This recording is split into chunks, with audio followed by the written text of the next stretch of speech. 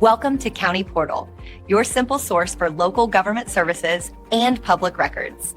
Let's get started.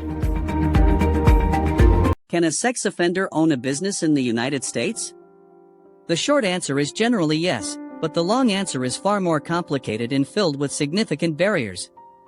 There is no single federal law that issues a blanket ban, stating that a person on the sex offender registry cannot start their own company. However, the practical and legal hurdles can make it extremely difficult, if not impossible, depending on the type of business and the state where it's located. Let's break down the main obstacles. First, and most importantly, are professional licensing requirements. Many businesses require a state-issued license to operate. Think about professions like being a contractor, a real estate agent, a barber, a massage therapist, or a daycare owner. Licensing boards almost always conduct criminal background checks, and a felony conviction, particularly a sex offense, is often grounds for automatic denial or revocation of a license. For any business that involves working with or near children, such as a toy store, tutoring service, or bounce house rental, obtaining the necessary permits and insurance would be practically impossible. Second, there are location and proximity restrictions. State laws often prohibit registered individuals from living or working within a certain distance of places where children gather, like schools, parks, and playgrounds. This severely limits where a person can establish a physical, brick-and-mortar business.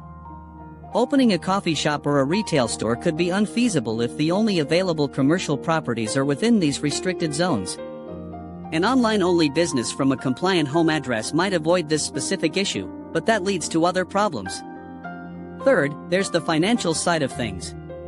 Securing a business loan is a major challenge.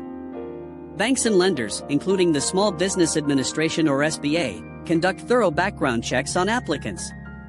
A serious felony conviction raises significant red flags for lenders, who may view the applicant as a high risk for default. Without access to capital, starting anything more than a very small, self-funded operation is incredibly difficult. Fourth, we have to consider the issue of public perception and the registry itself. Sex offender registries are public information. Anyone, from potential customers and suppliers to landlords and employees, can look up a business owner's name. This can lead to public backlash, boycotts, and an unwillingness from others to do business with the company. A landlord might refuse to rent commercial space, and suppliers might not want to be associated with the business. Finally, if the business owner plans to hire employees, they face another set of challenges, including potential liability issues and the difficulty of obtaining business insurance, as insurers may see the company as too high risk to cover. So, while the law doesn't say a flat no, the combination of licensing laws, location restrictions, financial barriers, and public scrutiny creates a formidable wall that makes successful business ownership a very rare outcome for a registered sex offender. The type of business matters immensely. A solitary, remote venture like freelance coding faces fewer direct legal obstacles than a public-facing service that requires a state license and a physical location. Thank you for watching this breakdown.